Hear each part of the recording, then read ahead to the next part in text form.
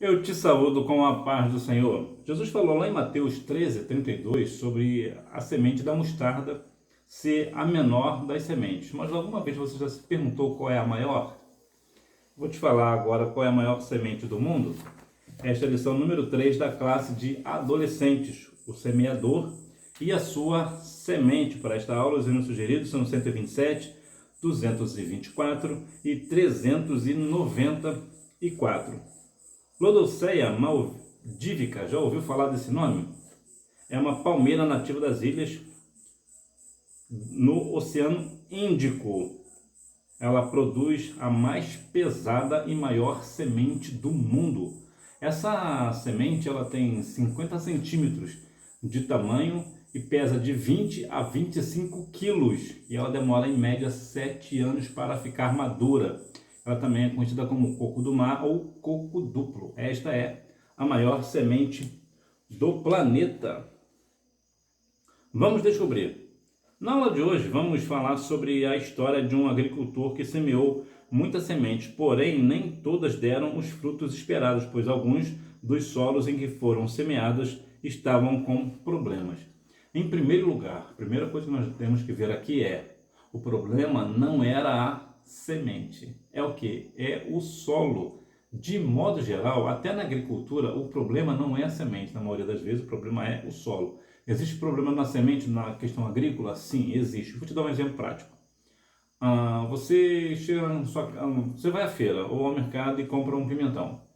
Você abre o pimentão está lá cheio de semente. Como é que você sabe qual a semente que está boa e qual não está? É simples. Você pega um copo com água, joga as sementes do pimentão dentro da água. Aqui afundar está boa para plantio, ela vai germinar. A que boia, a que estiver boiando, tu pode jogar fora que ela não está prestando. A questão da semente, lá em Ageu capítulo 2, versículo 19, há uma pergunta muito interessante. Há ainda semente no celeiro? Quando esse celeiro podemos falar que é o nosso coração, será que a semente nós sabemos que é a palavra do Senhor? Será que no nosso coração ainda tem a palavra do Senhor? Será que o nosso coração ainda está cheio da semente da palavra? Será que o nosso coração está cheio da palavra do Senhor? Ou está cheio de outras coisas? Então vemos que o grande problema aqui não está nem no semeador e nem na semente. Está no solo. E nessa questão, o solo é o que? É o nosso coração. Como é que anda o nosso coração quando alguém nos fala da palavra do Senhor? E é isso que nós temos que ver na aula de hoje, é isso que nós veremos acerca deste negócio. Hora de aprender. Ela nos descreve como a palavra é pregada ou lançada como uma semente ao coração das pessoas. A Bíblia diz lá em Isaías 55:11 que a palavra de Deus não volta vazia, sem cumprir o que lhe apraz, antes prosperará naquilo que ela foi enviada. Ou seja, a palavra ela sempre irá surtir um efeito. Quando você fala da palavra para alguém, essa palavra ela vai surtir efeito, ainda que você não veja, ainda que você nem esteja vivo para ver. Ou pode ser que um dia, né, como diz lá em Eclesiastes 11:1, né, lança o teu pão sobre as águas, porque depois de muitos dias o acharás. No original não é pão, no original é semente. Então podemos dizer o seguinte: lance a sua semente sobre as águas, porque depois de muitos dias o achará. Perto da minha casa existe um rio. Não é aquele rio, né, mas é um rio. E geralmente quando as pessoas comem alguma coisa e jogam a semente, um caroço de manga, por exemplo, nesse rio, o rio vai levar aquela semente para longe. Vai ter uma hora que a água vai descer a altura, o nível, e aquela semente vai grudar em algum canto ali do rio. O que, que vai acontecer com a semente? Exatamente isso, ela vai brotar. Essa é mais ou menos a dinâmica de que lança o seu pão sobre as águas. Ou seja, lança a semente sobre as águas, porque depois de alguns dias o acharás. É claro que existem umas outras questões também envolvidas aqui, mas é só para nós termos um norte, ter uma direção. E quando você lança a semente, ela vai frutificar. Agora existe a questão dos solos, onde que ela vai frutificar, que já veremos a respeito deste negócio. O semeador e a semente. Como você pode observar na leitura bíblica, essa história acontece em um cenário rural. Há um homem que carrega semente. Conforme ele caminha, cada grão cai em um lugar diferente. Quando questões rural, né, talvez seja o seu caso, de repente você mora num lugar rural ou você mora talvez até numa fazenda, então você entende bem essa questão da semente. Quando você vai deixando as sementes vai caindo, você vê que depois, mas eu não plantei nada aqui, por que que nasceu? É porque de tanto você mexer com a semente para casa, mexer com a semente para lá, e carrega para cá, e carrega para lá, tem uma hora que ela acaba caindo. E quando ela cai, ela acaba germinando. E isso é uma questão muito interessante da semente, porque a semente, ela sempre tem essa questão de brotar, o negócio da semente é crescer. Então, quando ela cai num solo bom, ela acaba acontecendo exatamente isso. Então, o semeador pode ser eu e você. E a semente, claro, sempre será a palavra do Senhor, a boa palavra do Senhor. O semeador é quem prega a palavra. Jesus queria que seus ouvintes atendessem que além dele, ou melhor, entendessem que além dele, todo discípulo que prega a palavra de Deus é um verdadeiro semeador. E isso inclui você. Você, quando você fala da palavra, você é uma pessoa que está semeando, você é um semeador da palavra. Então, quando você menciona a palavra, quando você fala a palavra, tanto em rede social ou pessoalmente, você está fazendo o quê? Você está semeando a palavra, boa semente da palavra. Então, é importante que você entenda isso, não é só na questão da igreja, né, sobre o púlpito, né, mas também numa roda de amigos na escola, por exemplo, no ambiente virtual, ou no restaurante, ou na escola, ou seja onde for. Quando você fala a palavra, ou no seu trabalho, quando você fala da palavra, você é uma pessoa que está fazendo o quê? Semeando a palavra. E é importante nós olharmos. Lembra que Jesus falou para nós orarmos para que o Senhor mandasse mais ceifeiro para a colheita? Para ter colheita também tem que ter uma pessoa que plante. E quem é que planta? É você. A Bíblia diz que um semeia, um rega, mas Deus dá o crescimento. Então você pode ser a pessoa que semeia, outro vem e rega essa semente. E quem é que faz crescer o negócio? É o Senhor. O Senhor faz crescer a semente. Portanto, quando você vê algo que você semeou, você vê que você pregou a palavra, por exemplo, que alguém aceitou a Cristo como Salvador, entenda que a honra e a glória é do nome do Senhor. É claro que você ficará alegre porque você que semeou aquela semente naquele coração. Mas jamais pense que a pessoa só aceitou a Jesus porque você pregou, porque você falou. Não. Isso aí, quem convence o homem do pecado, da justiça e do juízo, como vemos em João 16:8, é o Espírito Santo. Você foi um canal de bênção para aquela pessoa. Você foi um canal que Deus usou, né, que o Espírito Santo usou para que aquela pessoa entendesse a mensagem do Evangelho. Mas é o Senhor que é o dono da obra. A semente é a palavra. Não há no texto uma preocupação em se dizer o tipo ou a qualidade da semente, uma vez que ela é única, exclusiva. Ela é, na aplicação de Jesus, a palavra de Deus. Eu não sei se você já teve a oportunidade de ler a palavra de Gênesis a Apocalipse, ler toda a Bíblia. Por que eu digo ler toda a Bíblia? Quando você estuda matéria para fazer uma prova, por exemplo, você vai fazer uma prova de matemática, você não vai estudar geografia, você vai estudar matemática. Inclusive, eu não sei por que inventaram esse negócio, mas em todos os casos, o que acontece? Eu era péssimo em matemática. Matemática, sim, é meu fraco, eu sou horrível. De número, eu não manjo esse negócio não. Mas vamos lá, quando você vai fazendo uma prova de matemática, você não tem como estudar geografia, você vai estudar o quê? Matemática.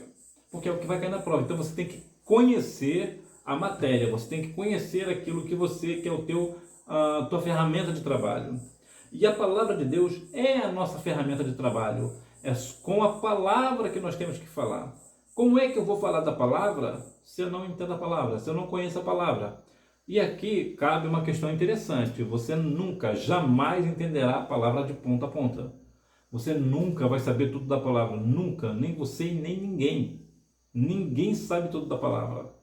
Mas quando você se debruça a ler a palavra, meditar na palavra, você começa a ficar familiarizado com a palavra. Então você começa a ter uma noção muito boa de que tipo de semente ela é e como é que você pode plantar essa semente. E a semente da palavra ela pode ser plantada de várias formas. Ela, por exemplo, antigamente, muitos anos atrás, só o sangue do cordeiro, ela era pregada só geralmente pelo rádio. Depois veio a televisão e agora tem a internet. Então ela é disseminada pela internet. Tu vê que a palavra é a mesma, mas o meio de comunicação é diferente. E a tática também é diferente. Lembra de Paulo? Paulo, quando chegou num lugar, ele foi pregar a palavra, mas quando ele chegou lá, tinha um lugar lá dedicado ao Deus desconhecido. Então o que Paulo fez? Paulo falou assim: eu vim aqui falar do Deus, desse Deus desconhecido que vocês não conhecem.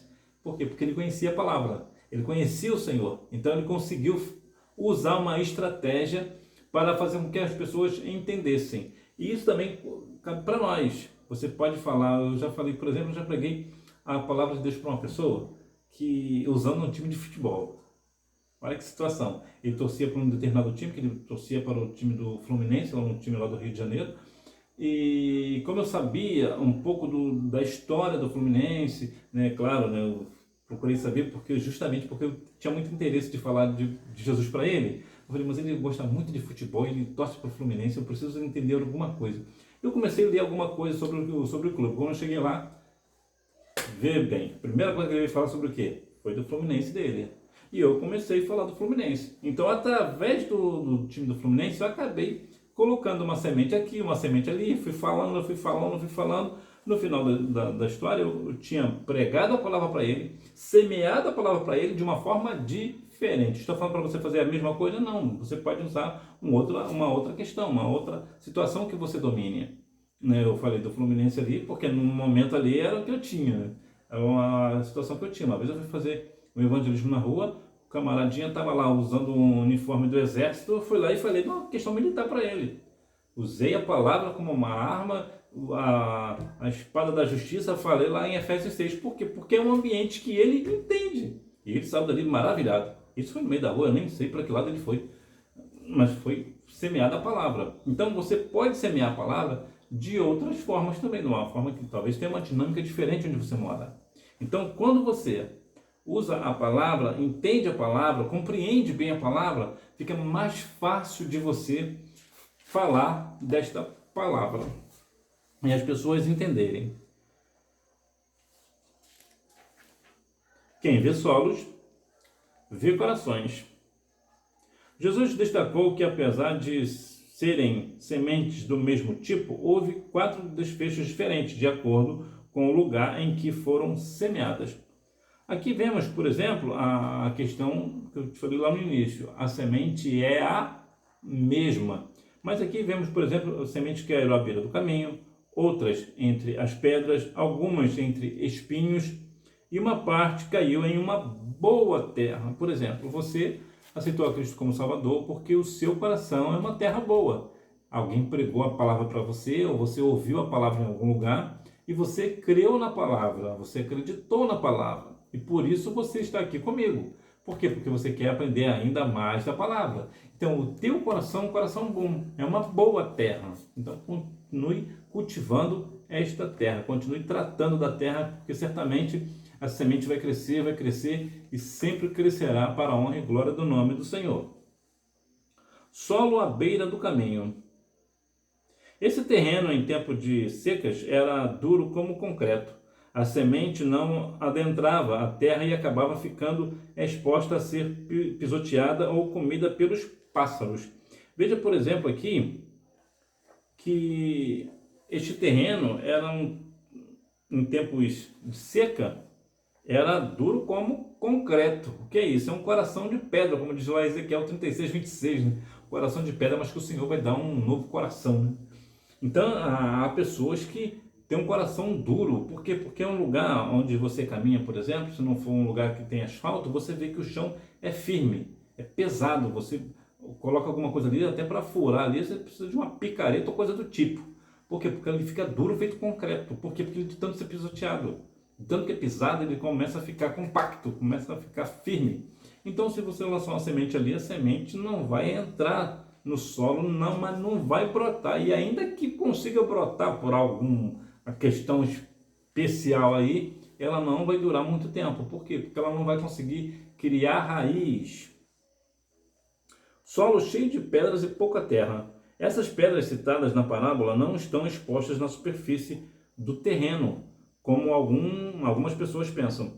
Pelo contrário, Jesus está descrevendo um terreno com uma camada rochosa sobre a superfície do campo, coberta por uma camada pequena de terra, fazendo com que o crescimento da planta seja rápido, porém superficial, pois a semente não criou raízes profundas em função das pedras escondidas. Resumir o caso aqui. Este solo é um solo que por cima ele é terra, é uma terra boa. Mas você não precisa furar muito, talvez até com a mão mesmo, você percebe que por baixo ele é cheio de pedra. O que vai acontecer? Aquela planta, a semente vai cair ali e até vai dar uma raiz. E vai até crescer. Mas ela não vai crescer muito, ela vai morrer rápido. Por quê? Porque aquelas pedras vão sufocar a raiz. Então a planta não vai ter raiz, não vai ter firmeza, né? Representa aquele coração que até recebe bem a palavra do Senhor positivamente, até com certo entusiasmo, alguma empolgação. No entanto, as raízes não têm profundidade, ou seja, até recebe a palavra de bom grado, mas depois que recebe a palavra, quando a gente dá as costas, a pessoa volta a fazer o que foi falado para não fazer. A ideia é essa. Ela aceita de bom grado, é o emocional, é o momento. Olha que palavra linda, que palavra bonita, mas acabou ali. Por quê? Porque não tem raiz, né? É uma superfície que aparentemente é uma terra boa, aparentemente vai dar uma boa semeadura ali, mas na verdade não vai nascer muita coisa não. E se nascer, vai morrer muito rápido porque não cria raiz. Solo cheio de espinhos. Esse terreno repleto de espinhos é altamente prejudicial para as sementes, pois os espinhos sufocam a semente boa, tirando dela todo o seu nutriente, espaço e luz. Assim também é o ouvinte, cujo coração foi seduzido pelas coisas dessa vida. Nesse caso aqui, é uma questão interessante que... Lembra lá da parábola do joio e do trigo? O joio foi plantado, o trigo foi plantado, depois o joio. Tu vê que o joio ele não pode ser arrancado. Por quê? Porque se arrancar o joio, o trigo vem junto. Aqui é uma dinâmica um pouco parecida. Por que não é totalmente parecida? Porque nesse caso aqui, lá no caso, se arrancar o joio, o trigo vem junto. Então tem que deixar os dois crescerem e depois que crescerem vamos ver quem é que é o joio e quem é que é o trigo. Nesse caso aqui é diferente. Nesse caso aqui, os espinhos, ele começa a puxar do trigo, vamos assim dizer, vai puxar os nutrientes do trigo, ou seja, em vez do trigo crescer forte e saudável, ele vai morrer. Por quê? Porque os espinhos vão sufocar, vão sufocar e tirar todo o nutriente que iria da terra para o trigo, irá da terra para o espinho. Então essa aqui também é o ouvinte, né, que é seduzido aí pelas coisas da vida, né? Solo fértil. A semente consegue adentrar o solo, ficando longe dos pássaros. Suas raízes se aprofundam na terra, alimentando-se dos seus nutrientes e longe das ervas daninhas.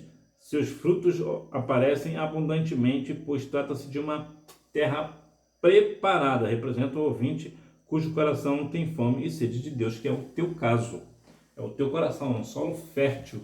Joga a semente lá, a semente não é sufocada pelo espinho, também não é comida pelos pássaros, ela tem raiz profunda e por isso ela dá bom fruto. É o teu caso. Então veja que temos aqui o solo à beira do caminho, o solo cheio de pedras e pouca terra, o solo cheio de espinhos e o solo fértil. E para nós o importante é focar no solo fértil. Por que eu digo focar no solo fértil?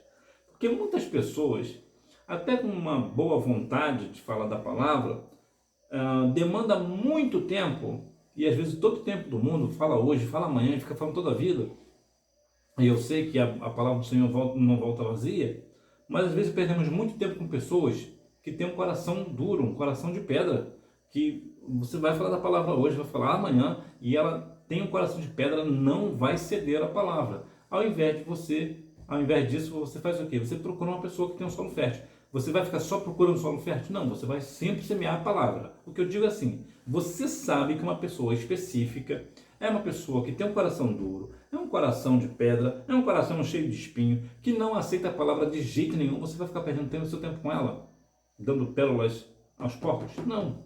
Você fala da palavra para ela, mas não insiste em ficar falando toda a vida. Em vez de você falar somente com essa pessoa, você procura um outro lugar, porque você vai ter uma hora que você vai acertar no solo fértil. A necessidade de frutificação. Não podemos aceitar uma vida cristã infrutífera, pois as palavras de Jesus aos seus discípulos são claras. Toda árvore que não dá frutos boas é cortada e jogada no fogo.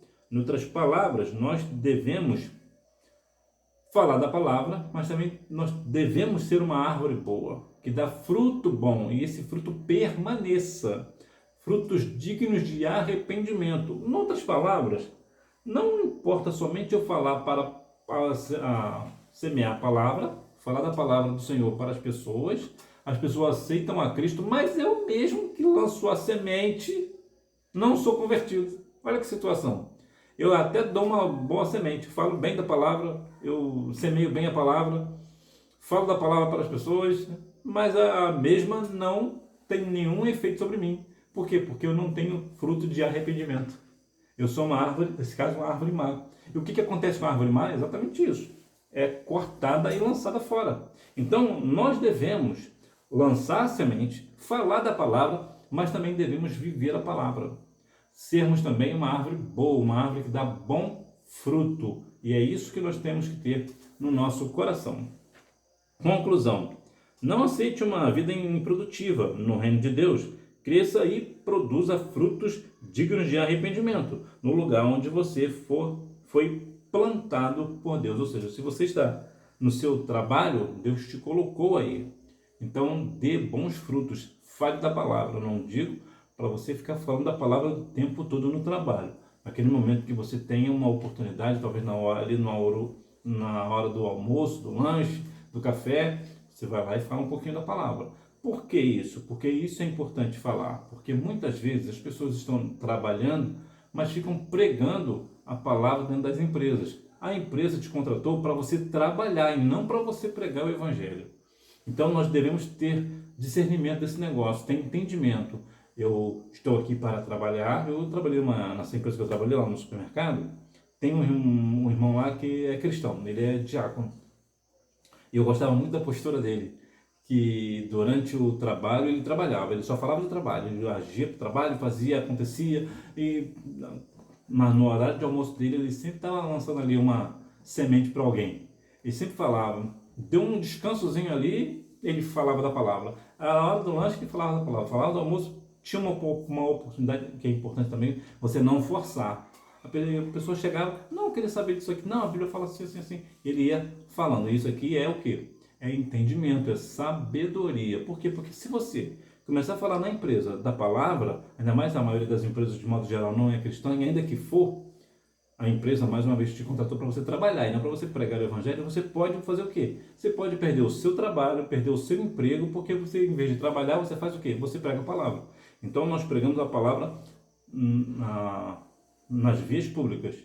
A empresa ela é privada, portanto ela tem um dono. Se o dono ali não te dá liberdade para você pregar o evangelho, o que você faz? Duas coisas. Ou você não trabalha na empresa, ou você trabalha na empresa sem falar da palavra. Aí a escolha é sua. Vamos praticar. Número 1. Todo discípulo que prega a palavra de Deus. Número 2. A palavra de Deus semeando em nossos corações deve ser cultivada a fim de produzir bons frutos. Número 3. Marque todas as alternativas. Número 4. Você marca assim de cima para baixo. B, D, A, C. Que Deus em Cristo continue abençoando a sua vida, que você continue aí semeando a boa semente da palavra do Senhor. Você semeie sempre. Vou te contar um caso curioso sobre a questão do milho. Eu ouvi uma vez um relato de que uma pessoa estava, um fazendeiro,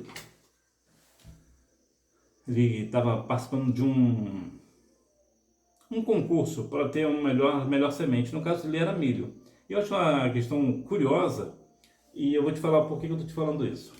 E as pessoas perguntaram, como é que você faz para ter os melhores grãos daqui do lugar. Ele falou o seguinte, que ele pegava as sementes e distribuía aquelas sementes dele, não é a semente do milho, não, o milho propriamente dito, e as pessoas plantavam, então isso ajudava a pulverizar o milho. Isso não é verdade. A história é boa, ela é edificante até, né? Que quer dizer que para você ter boa semente, você precisa repartir a sua semente. Isso aí, a ideia é boa, a ideia da fábula é boa, mas a verdade não é essa. Por quê? Porque o milho depende da mão humana.